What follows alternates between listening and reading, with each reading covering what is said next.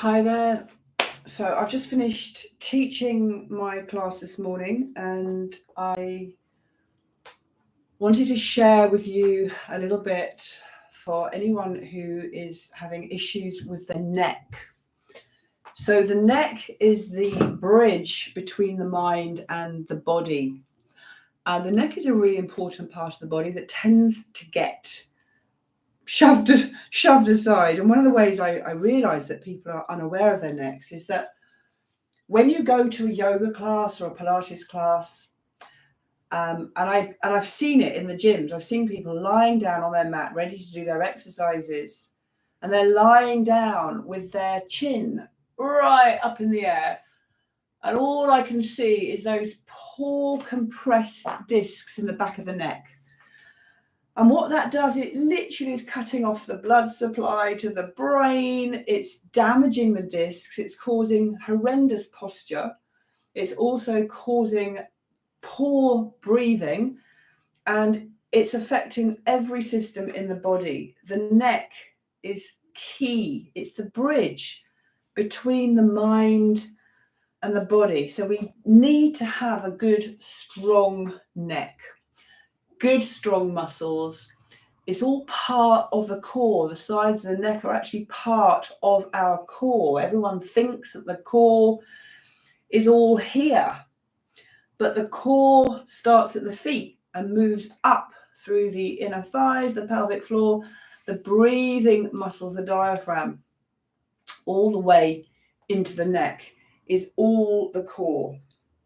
So let's just have a little look at how we can just begin to assist the neck in supporting the structure so that we can move with flow and grace and ease, but also facilitate that wonderful connection between the mind and the body so that we're more balanced in our masculine, in our feminine, in our structure, in our flow, so that we can come into a state of balance and good health, good alignment, which means that we can move through this experience of being a human being with as little hassle and as stress-free as possible, because there's nothing worse than having aches and pains through poor posture and having the disconnect, because the world we live in is very much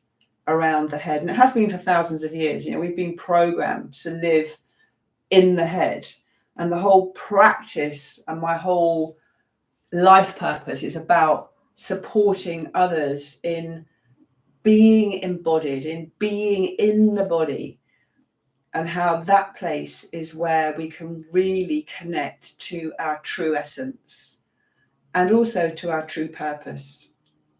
Unless, of course, you just want to be on the computer all day and live in your head, which is what many people choose to do. So let's just stand with the feet hip width apart.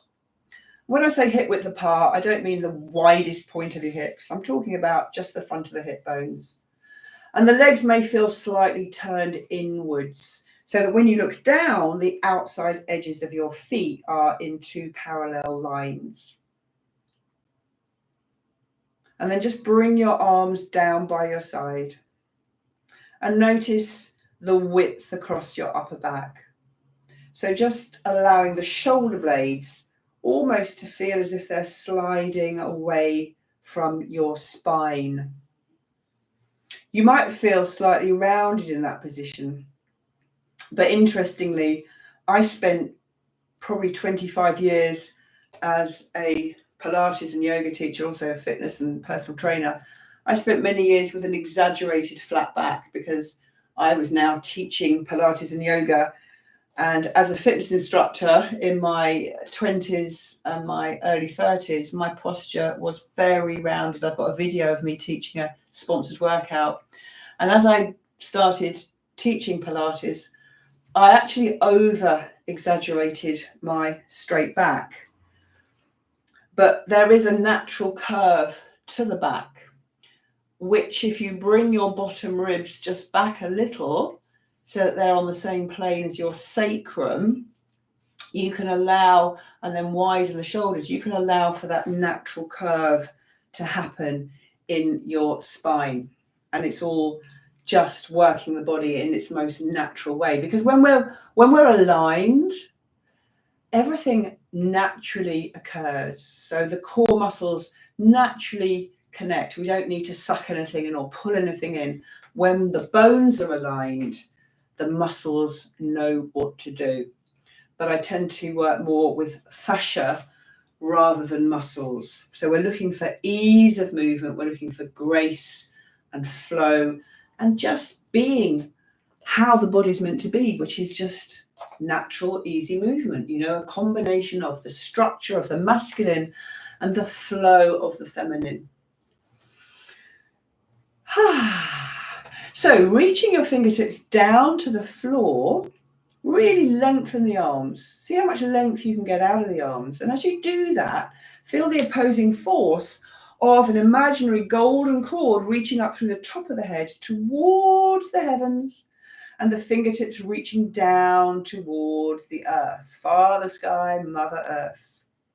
And then just gently pull your elbow bones out to the side. And what that does is it activates the back of the arms. Because the eyes are at the front, we tend to be very focused on the front, but actually what's going on in the back, if we can just kind of lean into the back and let the back support us a little, we can have much more balance in our lives.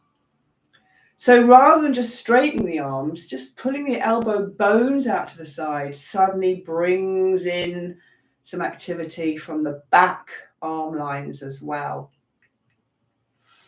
And then just notice the width across your shoulders. So allowing the collarbones to be wide. And as you widen through the front body and widen the shoulder blades away from the spine, you may feel a natural lifting of the armpits.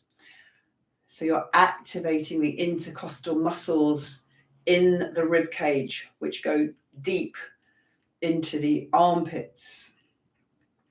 And then just imagine your head is being pulled up and back into a biker's helmet, so that the neck is lined up with the rest of the spine. Now, do be careful that you haven't gone into a back arch, because it's very easy without the awareness to collapse. And that's what the body's so good at. And that's what I'm so good at seeing in my clients, is where the cheats are happening, where the body is overcompensating for other parts. So it's all about coming back into balance, coming back into alignment.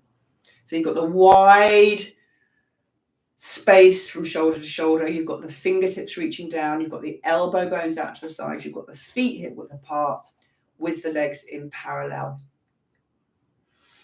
And then we're just going to take a breath in and a long exhale without losing height. So we tend to naturally lengthen as we inhale, and we naturally shorten as we exhale. So let's see if we can breathe in and grow a little bit taller. So you may feel the rib cage lifting off the pelvis. As you exhale, maintain the length. Maintain the length. Good. Now just bring your hands onto your neck. And this was inspired by a client this morning who has some neck issues, who very much lives in her head and who is in the corporate world, as many of you are nowadays. And there's a lot of thinking, a lot of sitting at desks, a lot of working out, and less embodiment. And it's great because this particular client does a lot of exercise and yoga and Pilates to compensate. But just for a moment, imagine breathing into your neck and breathing out. So we're just going to do that a couple of times. And I want you to notice, as you take a deep breath in, I want you to notice what happens as you breathe in. So as you breathe in, just notice if there is tension happening in your jaw, in your neck, and see if you can release the places that feel like they're tensing up. And as you do that, you may notice, for example, you may notice your pelvic floor just slightly activating, because your pelvic floor and your jaw are all connected. So just see what happens as you breathe in deeply. Making a conscious effort to relax your jaw and relax your neck. And then just release your arms back down with that width, with that length. So almost now imagining your fingertips reaching away from the top of your ears. So you're really starting to create the length and the space in your beautiful neck. Now take a deep breath in and just turn your head over one shoulder, trying to keep the chin parallel with the floor.